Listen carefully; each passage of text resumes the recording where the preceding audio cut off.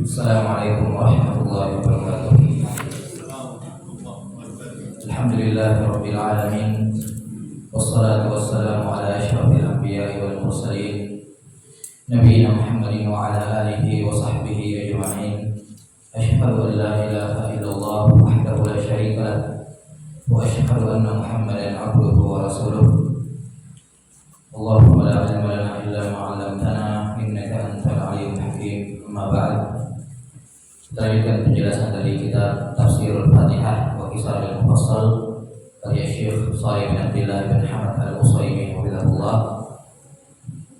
Kata beliau rahimahullah dalam tafsir ayat yang kedua, wa awwal hadhihi surah alhamdulillahirabbil alamin. Ayat yang kedua dari surah Al-Fatihah adalah firman Allah Subhanahu wa taala, alhamdulillahirabbil alamin. Dan ini sudah kita sebutkan sebelumnya bahwa alhamdulillahirabbil alamin adalah salah satu contoh atau salah satu nama dari nama-nama dari surah Al-Fatihah. Sebagaimana yang sudah disebutkan sebelumnya dalam hadis Abu Sa'id bin Al-Mu'alla.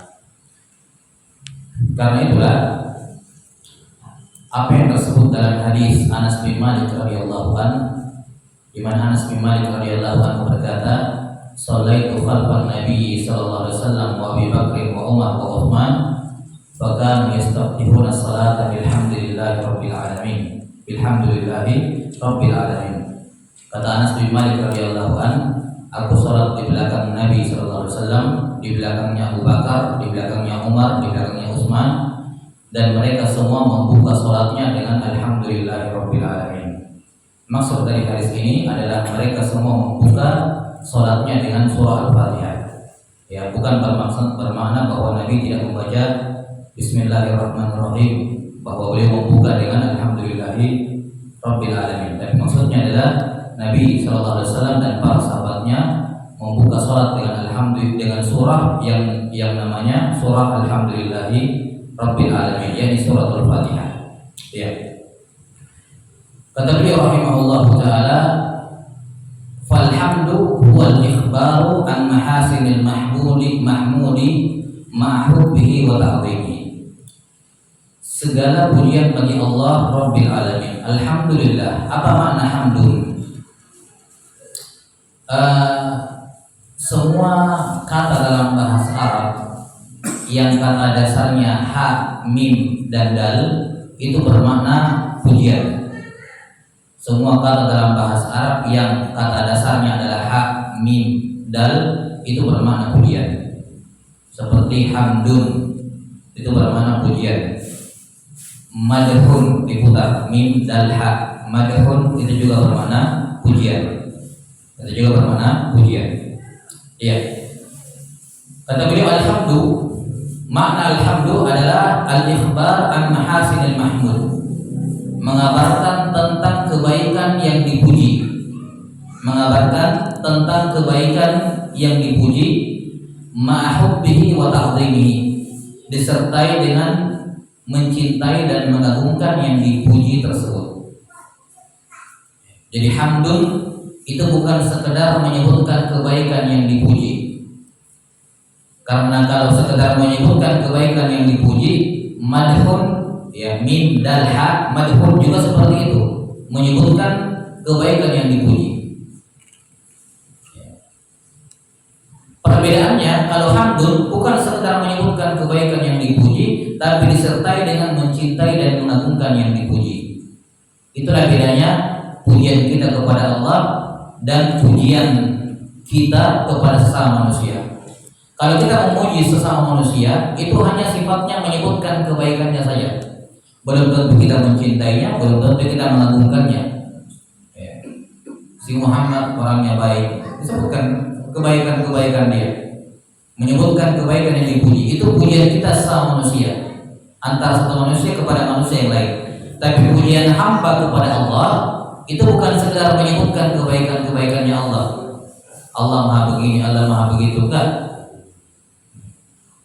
Tapi pujian kita kepada Allah, selain kita menyebutkan kebaikannya Allah, disertai dengan kecintaan, kita mencintai Allah dan mengagungkan Allah Subhanahu wa ta'ala. Itulah makna hamdul. Karena itulah kapan ada seorang manusia memuji manusia yang lain, sampai dalam taraf mencintai dan mengagungkan dia, maka dia telah menyembah manusia tersebut. Tidak boleh sembarangan memuji.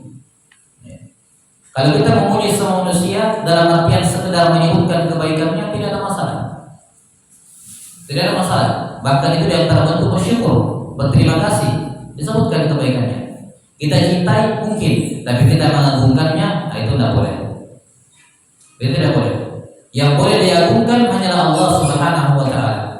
Yang boleh diagungkan hanyalah Allah Subhanahu wa taala. Inilah perbedaan antara memuji yang sifatnya, yang hukumnya mubah, boleh dipuji sama manusia dengannya, dan pujian yang khusus milik Allah.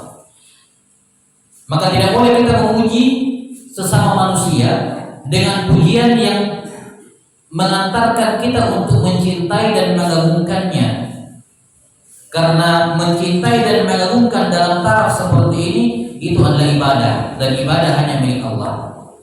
Makanya perhatikan huruf lam pada kata alhamdulillah. Huruf lam di sini kata para ulama lil istihqaq. Bukan sekedar memilih, bukan bermakna sekedar segala pujian milik Allah, bukan sekedar milik Allah, tapi haknya Allah. Istihqaq. Yani yang namanya hamdul hanya miliknya Allah, tidak boleh diserahkan kepada selain Allah. Kalau kamu memuji kepada sama-sama manusia silakan, tapi pujianmu tidak boleh sampai dalam derajat yang namanya hamdul. Pujian kamu kepada sama manusia sebatas yang namanya madah. Sebutkan kebaikan-kebaikannya, ya, tapi jangan sampai kamu mengagungkan dia karenanya. Jelas ya?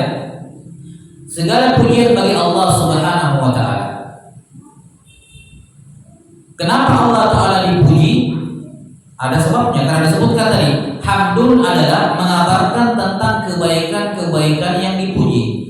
Nah, sekarang kita kenapa kita memuji Allah? Nahmadullah. Kenapa kita memuji Allah taala? Kebaikan apa yang kita sebut sehingga kita memuji Allah taala? Disebutkan setelahnya, Rabbil alamin. Kita puji Allah Subhanahu wa taala, kita sebutkan kebaikan-kebaikannya Allah taala, di mana di antara kebaikannya Allah adalah Rabbul alamin. Rabbnya alamin. Rabbnya alamin. Kata beliau rahimahullah, hafizahullah, wa Rabbil alamin ismun idhafi. Nama Allah taala yang bentuknya mudhaf ilaih. Yani nama Allah yang terdiri dari dua kata. Sebelum kita lanjut, di sini ada pelajaran berkenaan dengan asma wa sifat. Nama Allah Subhanahu wa taala, kita kalau mau dihitungkan jumlahnya banyak. Dalam Al-Qur'an sama hadis-hadis sahih kalau kita mau gabung, itu jumlahnya 110-an gitu. Lebih. Kalau kita mau hitung semuanya, 100 lebih. Ya, mungkin 19-an atau mungkin 20. Kalau kita menghitung, kenapa? Karena yang dihitung dari nama Allah Taala bukan hanya nama yang terdiri dari satu kata. Jadi nama Allah Subhanahu Wa Taala ada nama-nama yang memang dari asalnya terdiri dari satu kata. Ar-Rahman, Ar-Rahim, Allah, Al-Ghafur, At-Tawwab, ya, Rabb, Al-Malik, Al-Malik. Ini semua satu persatu. Nama-nama Allah yang terdiri dari satu kata. Tapi ada juga nama Allah Ta'ala yang terdiri dari dua kata. Ya, terdiri dari dua kata. Ini dihitung tersendiri. Seperti di sini, Rabbil Alamin. Kata beliau, Rabbil Alamin isim idhafi. Isim yang terdiri dari dua kata yang diidhafahkan kepada selainnya. Mudah-mudahan ilaih dalam bahasa. Maka Allah punya nama Rabbul.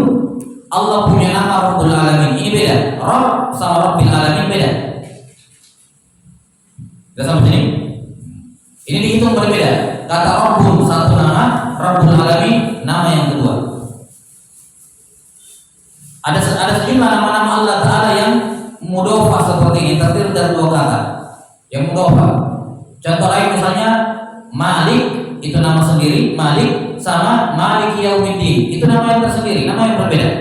Allah punya nama Malik, Allah punya nama Malik Yaumiddin. Jelas ya? Allah punya nama Alim. Alim tersendiri, Alim. Allah punya juga nama Alimul Ghaib. Allah juga punya nama Alimus Syahadah. Ini tersendiri dihitung satu. Tidak boleh dikatakan semua alim di depannya sama saja semua. Jadi alim, Alimul Ghaib, Alimus Syahadah dihitung satu. Tidak, ini dihitung tiga. Dan ini kaidah yang penting dalam menetapkan nama-nama Allah Ta'ala. Bahwa nama Allah Ta'ala ada yang sifatnya mufrad, satu kata, dan ada yang sifatnya murakkab, idhofi, yang terdiri dari dua kata. Ya, ini kaidah dalam penetapan nama Allah disebutkan oleh Al-Asbahani rahimahullahu ta'ala dan juga Ibnu Taimiyah rahimahullahu ta'ala dalam sebagian kitab beliau. Ya, penetapan bahwa di antara nama Allah ada yang sifatnya murakkab, idhofi. Kata beliau rahimahullah, hafizahullah, Rabbil Alamin isim idhofi. Nama Allah yang terdiri dari dua kata, yang terdiri dari mudhof dan mudhof ilaih. Kita tidak perlu jelaskan itu dari bahasa Arab ya. Nah, apa makna Rabb? Kata beliau, Rabbu fi kalamil Arab. Kata Rabbun kata terjemahan bahasa Indonesianya kan Tuhan. Ya. Nah, Rabbun bahasa Indonesianya Tuhan. Rabbun kalau dalam bahasa Arab asal makna itu pemilik. Kalau dikatakan Rabbul Ibil, yakni pemilik onta. Pemilik onta. Dalam bahasa Arab, kata Rabb itu mengandung tiga makna. Kata beliau yang pertama Al-Malik, pemilik. Yang kedua As-Sayyid. As-Sayyid itu pemimpin. Dan yang ketiga Al-Muslih li syai', yang memperbaiki dan mengatur sesuatu. Ini kata Rabb dalam bahasa Arab. Jadi kata Rabb itu bukan istilah yang baru dibawa dalam Al-Quran, tapi ini bahasa Arab asli gitu. Dalam bahasa Arab Rabb itu mengandung tiga makna. Yang pertama Al-Malik, pemilik. Ya. Yang kedua As-Sayyid, pemimpin. Dan yang ketiga Al-Muslih li syai', yang memperbaiki dan mengatur segala sesuatu. Ini makna Rabb. Jadi kalau dikatakan Allah Ta'ala Rabbul Alamin, maka maksudnya Allah pemilik alam. Allah Sayyid itu pemimpin, ya, yang memiliki apa Sayyid, yang memimpin, ya. Al-Muslih li syai', yang memperbaiki dan mengatur alam semesta. Allah pemiliknya, yang menundukkannya, menguasainya dan mengatur serta memperbaiki alamin. Itu makna Rabbil Alamin. Jadi kita puji Allah. Kenapa kita puji Allah? Karena dialah pemilik alam semesta ini. Dialah pemilik alam semesta. Dialah yang mengaturnya, yang menguasainya. Dialah yang memperbaikinya. Dan ini saja sudah cukup menjadi bahan kita untuk memuji Allah. Kenapa kita puji Allah? Apa alasan kita memuji Allah? Karena itulah hamdalah, sudah kita sebutkan kemarin ya, hukum asal mengucapkan hamdalah adalah sunnah. Mau dapatkan kabar baik, mau dapatkan kabar buruk, alhamdulillah. Kenapa? Karena apapun yang terjadi berupa kebaikan dan keburukan itu bagian dari pengaturan Allah Subhanahu wa Ta'ala. Bagaimana Allah Ta'ala memperbaiki alam dengan semua takdir yang Allah Ta'ala tetapkan, maka kita puji Allah Subhanahu wa Ta'ala atas semua hal tersebut. Iya, ini makna Rabb. Sekarang apa makna alamin? Kata beliau, wal alamin jam'u alam. Adapun alamin itu kata jamak, kata plural, kata yang menunjukkan banyak, yang mana bentuk tunggalnya adalah alam. Jadi alamin bentuk jamak dari kata alam. Apa yang dimaksud dengan alam? Wa huwa ismun lil afradil mutajanisati minal makhluqat. Ini definisinya alam. Alam adalah ismun lil afradi al mutajanisati minal makhluqat. Nama untuk sejumlah makhluk yang sejenis. Itu definisinya alam. Jadi alam adalah penamaan untuk sejumlah makhluk yang sejenis.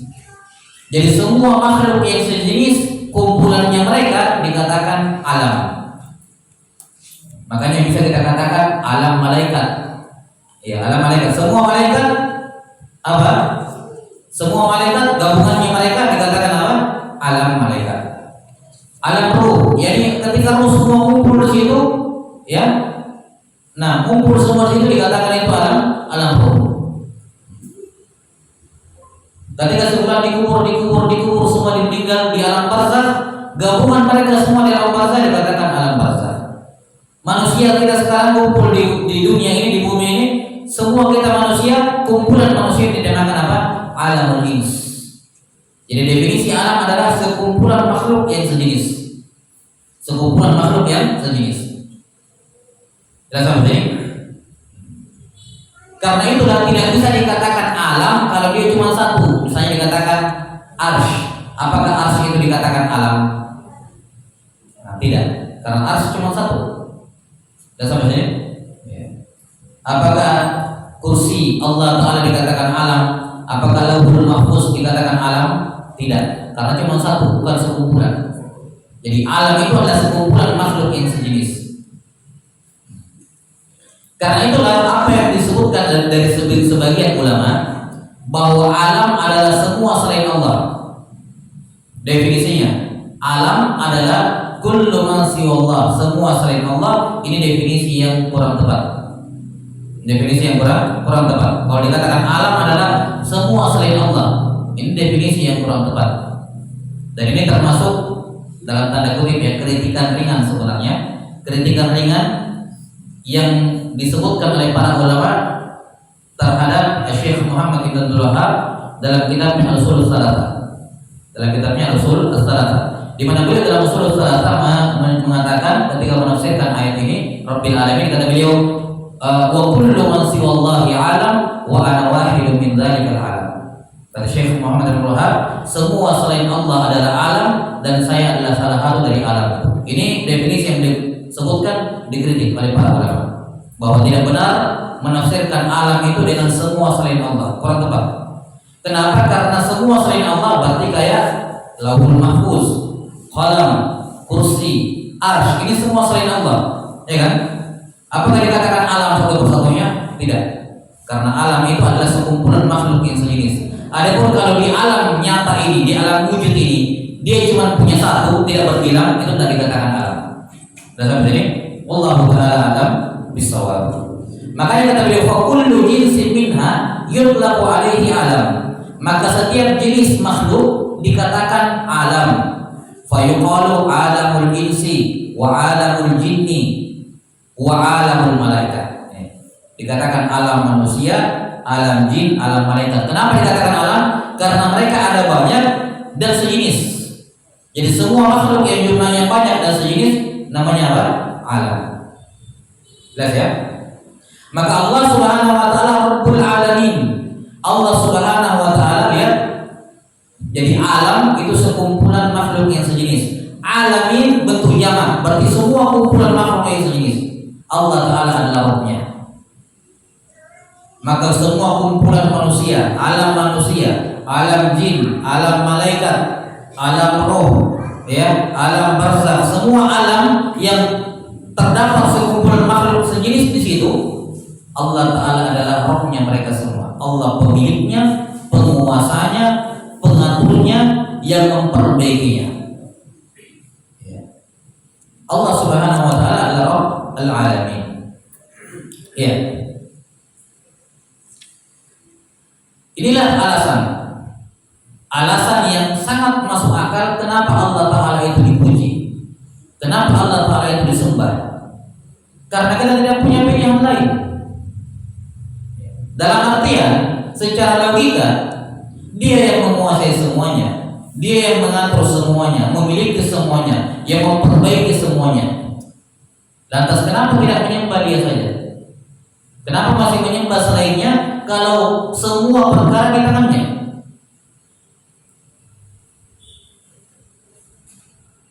Karena itulah firman Allah Ta'ala Rabbul Alamin terkandung di dalamnya semua makna-makna rububiyah Allah. Ya. Sifat-sifat rububiyah Allah semua berpulang kepada Rabbul Alamin. Misalnya sifat rububiyah Allah apa? Menghidupkan dan mematikan.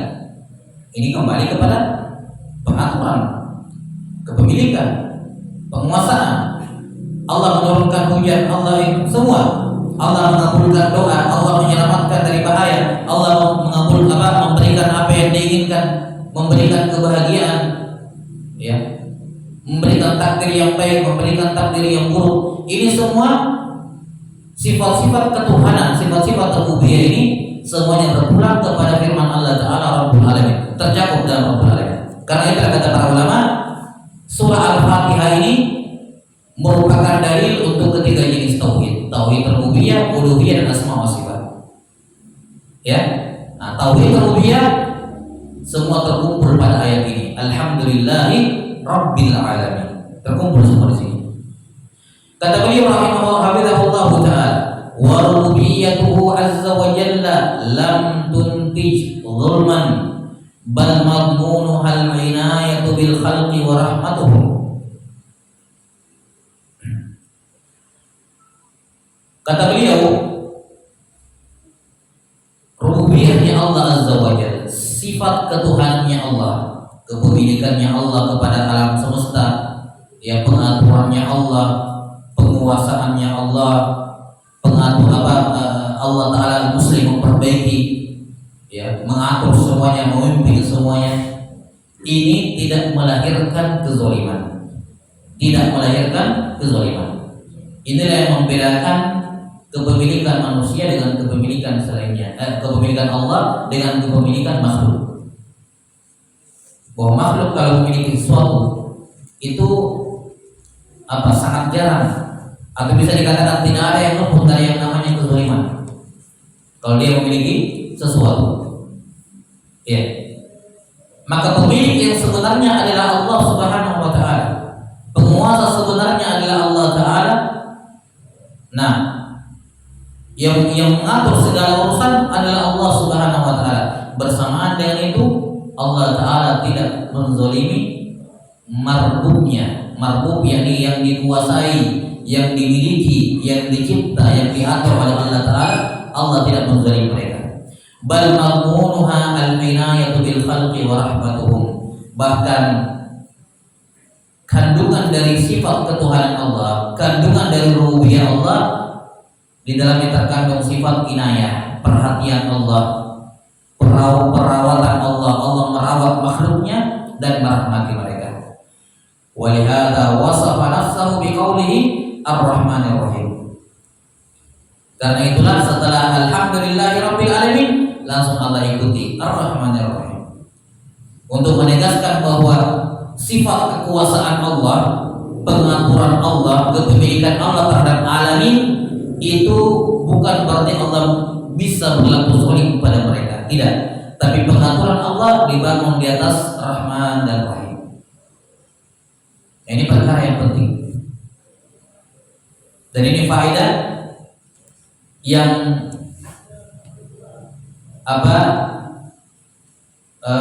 jarang ditemukan dalam buku-buku tafsir. Perhatikan ya, kepemimpinan, pengaturan, penguasaan, penciptaan, semua sifat-sifat Tuhan, menurunkan hujan, menghentikan hujan, memberikan takdir yang baik, memberikan takdir yang buruk. Ada yang dilahir, ada yang dicabut nyawanya, ada yang diberikan kabar gembira, ada yang dikasih kabar buruk, ada yang mendapatkan kebahagiaan, ada yang mendapatkan kesengsaraan, ada yang dikasih kaya, ada yang dikasih miskin. Semua itu basicnya adalah Ar-Rahman Ar-Rahim. Allah melakukan semua itu karena Allah Ar-Rahman Ar-Rahim, bukan sayangnya, bukan karena saya Tuhan, saya mau kasih ini sembarangan, macam-macam beda-beda nasibnya terserah saya, bukan. Jelas sampai sini?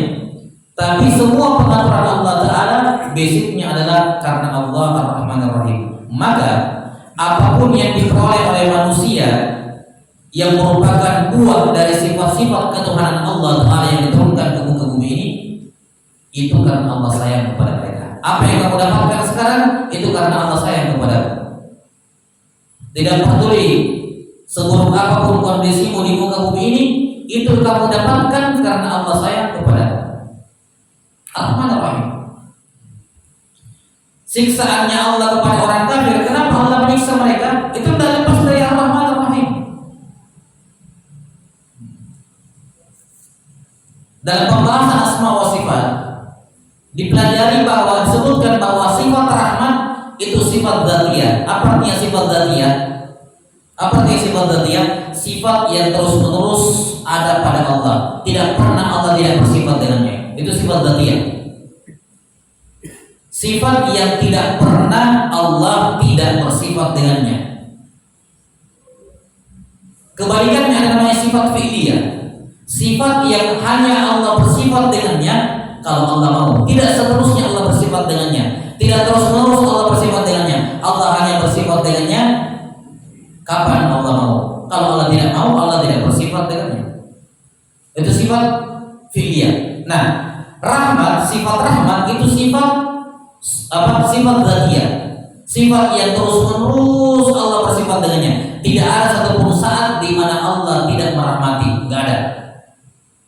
Sementara sifat marah, sifat menyiksa, intiqam, ya, itu sifat fi'liyah. Allah hanya marah kalau Allah mau.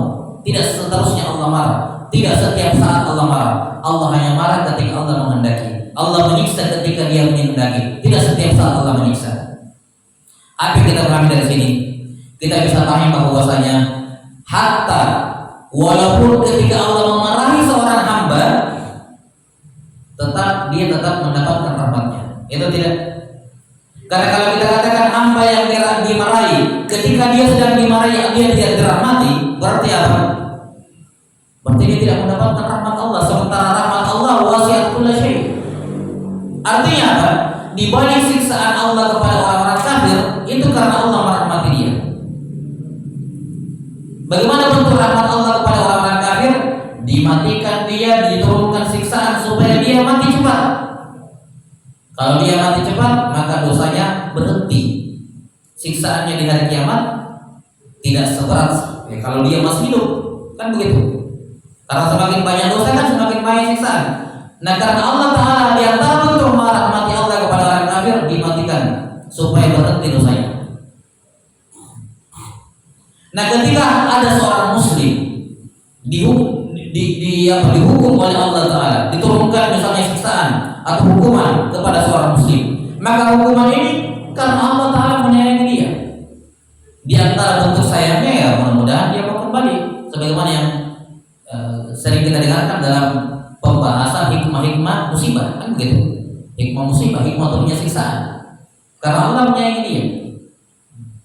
Maka Allah Subhanahu wa Ta'ala Maha Rahim, Maha Rahman, Maha Rahim di balik semua pengaturannya. Semua pengaturannya baik yakni menurut kita yang sampai kepada kita baik atau buruknya, itu semua yang tetap baik hakikatnya. Karena itulah takdir yang baik itu karena rahmat Allah, dan takdir yang buruk juga turun karena rahmat Allah Ta'ala. Makanya setelah Allah Ta'ala menyebutkan Alhamdulillahirabbil alamin, Allah ikutkan Ar-Rahman Ar-Rahim. Fa huwa rahmanun wasi'at rahmatuhu jami'al khalq, rahimun yusilu rahmatahu ilaihim. Maka Allah Ta'ala adalah Rahman yang rahmatnya melingkup semua makhluknya, termasuk orang kafir, termasuk yang sementara mendapatkan siksaan, termasuk yang sekarang mendapatkan musibah, termasuk yang malam hidupnya, termasuk yang miskin, yang kesulitan hidupnya.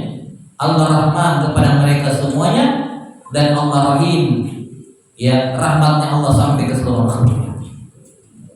Karena kita kembali kepada apa yang kita sudah sebutkan sebelumnya, termasuk dosa besar ketika seorang buruk sangka kepada Allah atas takdir yang sedang menimpanya. Buruk sangka kepada Allah bahwa Allah menghendaki saya ini apa? Allah ingin keburukan pada diri saya. Ini suudzon kepada Allah Ta'ala. Betul Allah menghukum kamu, betul Allah menurunkan musibah, tapi semua itu tidak lepas dari rahmat Allah. Karena rahmat adalah sifat dzatiyah. Tidak pernah Allah tidak merahmati. Kalau orang kafir saja Allah rahmati, apalagi seorang muslim yang berlaku dosa besar, lebih layak untuk dirahmati tentunya. Walaupun tentunya rahmat Allah berbeda. Ada rahmat yang bersifat umum, ada rahmat yang bersifat khusus. Orang kafir mendapatkan rahmat, tapi rahmatnya bersifat umum. Orang mukmin mendapatkan rahmat, rahmatnya dia bersifat khusus. Tapi kita tidak bicarakan itu. Intinya adalah rahmat adalah sifat dzatiyah, semua makhluk dapat rahmat Allah, termasuk orang kafir. Gak ada yang tidak dapatkan rahmat Allah Subhanahu wa taala. Maka apapun yang terjadi pada diri seorang di muka bumi ini, seburuk apapun dia merasa kehidupannya, dia tetap harus husnuzon kepada Allah bahwa saya mendapatkan ini karena Allah sayang kepada saya. Dan ini bagian dari iman kepada takdir. Diharamkan seorang muslim untuk mengidam-idamkan, berandai-andai seandainya kehidupan yang dia dapati sekarang bukan itu yang didapatkan. Haram hukumnya. Karena itu terkandung suudzon kepada Allah. Dia berpikir Allah memilihkan untuknya jalur hidup yang buruk. Tidak. Allah memilihkan untuk kamu jalan hidup yang terbaik bagi kamu. Terbaik bagi kamu. Yang sesuai dengan keadaanmu. Karena betul Allah terbaik merahmati, tapi Allah Subhanahu wa taala juga Maha adil. Maha adil. Nah, ini semua pemahaman terhadap semua nama-nama dan sifat Allah Ta'ala ini akan melahirkan ketenangan seorang muslim dalam hidupnya. Karena itulah tidak ada yang bisa memberikan ketenangan, kelapangan jiwa, beristirahat, tidur dengan tenang, tidur dengan tenang, ya, di tengah-tengah berbagai masalah yang menimpa dirinya di muka bumi ini, kecuali dia husnuzon kepada Allah Subhanahu wa taala. Bahwa seburuk apapun yang terjadi, semua dibangun di atas rahmat Allah Subhanahu wa taala. Tinggal dia melihat sisi mana rahmat Allah taala tersebut. Kemudian pada ayat yang keempat, "Tsumma akkada rububiyyatahu biqaulihi maliki yaumiddin." Setelah itu Allah taala mempertegas sifat ketuhanannya, sifat rububiyahnya. Allah mempertegas lagi maliki yaumiddin. Karena Malik di antara makna roh, ya kan sudah disebutkan tadi. Di antara makna roh dalam bahasa Arab adalah Malik, pemilik, penguasa. Maka Malik Yaumiddin ini mempertegas Rabbil Alamin, mempertegas sifat ketuhanan Allah Subhanahu wa taala. Bahwa Allah pemilik hari ad-din, hari pembalasan. Allah taala pemilik hari pembalasan. Dan sekali lagi, ini nama yang berdiri sendiri. Allah punya nama Malik, Allah punya nama Malik, ya, Malik, Malik Yaumiddin, dan nama-nama yang lain. Pada ayat ini Malik Yaumiddin itu ada dua bacaan. Bisa dibaca Malik Yaumiddin, bisa dibaca Malik Yaumiddin. Tidak di mat huruf mimnya. Jadi bisa di mat huruf mimnya, dibaca panjang mimnya, bisa dipendekkan. Bisa dibaca Malik Yaumiddin, bisa dibaca Malik Yaumiddin. Ya. Allah Subhanahu wa taala pemilik, penguasa hari ad-din. Apa makna ad-din di sini? Kata beliau, wa huwa yaumul hisabi wal jazaa'i 'alal a'mal. Yaumiddin maksudnya adalah hari perhitungan dan hari pembalasan atas semua amalan, yang baik maupun yang buruk. Maka ad-din dalam ayat ini bermakna al-hisab wal jaza, perhitungan dan pembalasan. Dan ini satu dari tiga makna ad-din dalam istilah syariat. Dalam naskah syariat, kata ad-din memiliki tiga makna. Makna yang pertama, ad-din bermakna ini, hisab dan jaza, perhitungan dan pembalasan. Makna yang kedua dari kata ad-din bisa bermakna agama, al-millah, seperti pada firman Allah, al-yauma akmaltu lakum dinakum. Dinakum di situ, din di situ berbeda dengan din di ayat ini, Malik Yaumiddin, beda artinya. Sama-sama kata ad-din, tapi ad-din di ayat surah Al-Maidah bermakna agama. Ad-din dalam surah Al-Fatihah bermakna perhitungan dan pembalasan, hisab dan jaza.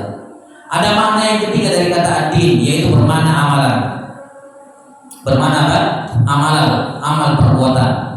Ada ungkapan di kalangan orang Arab, mereka mengatakan kaifa tadinu tudanu.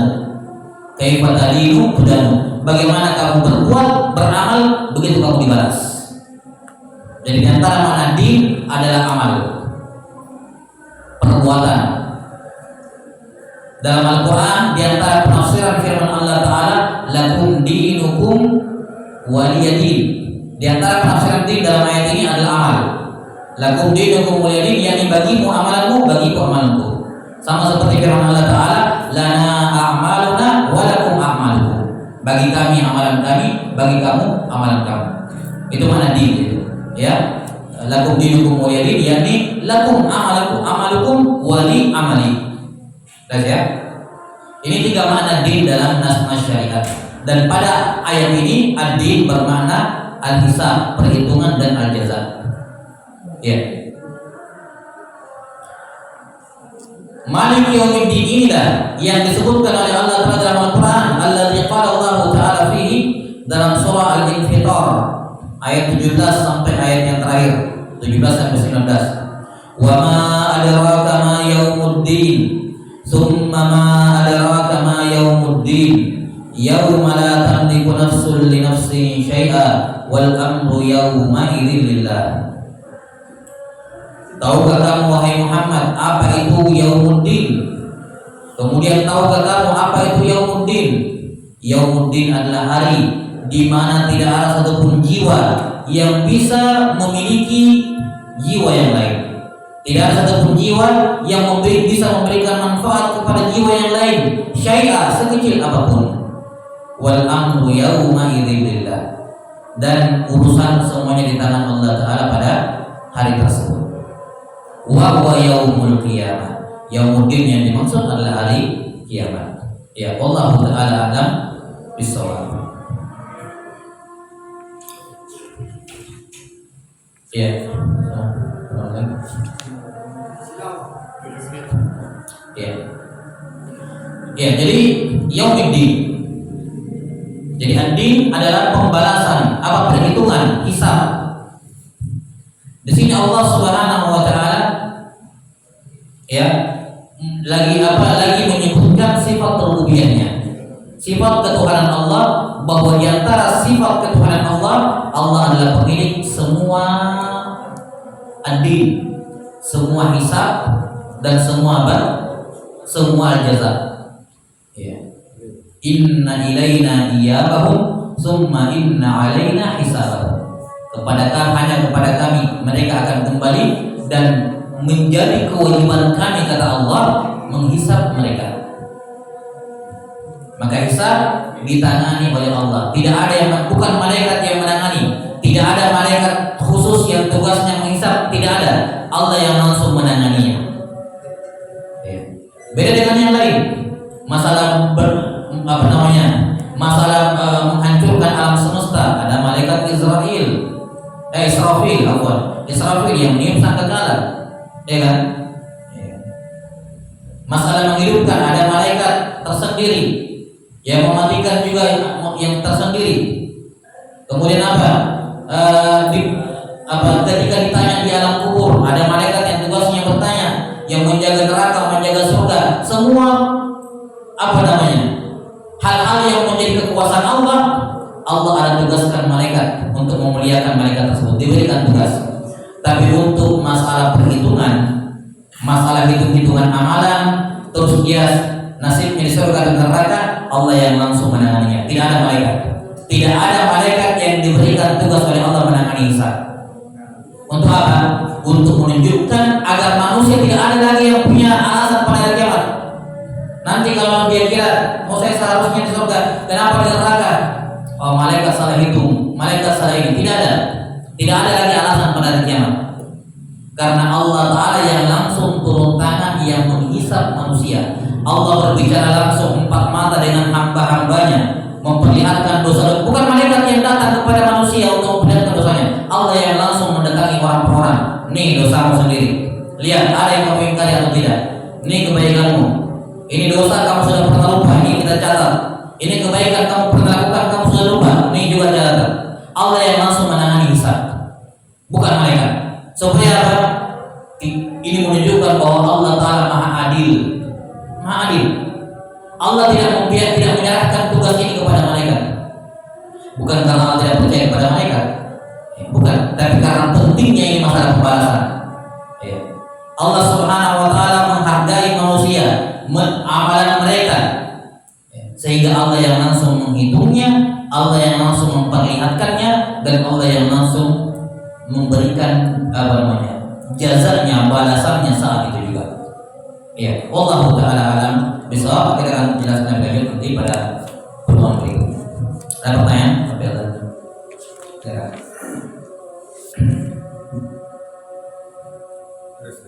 Ya,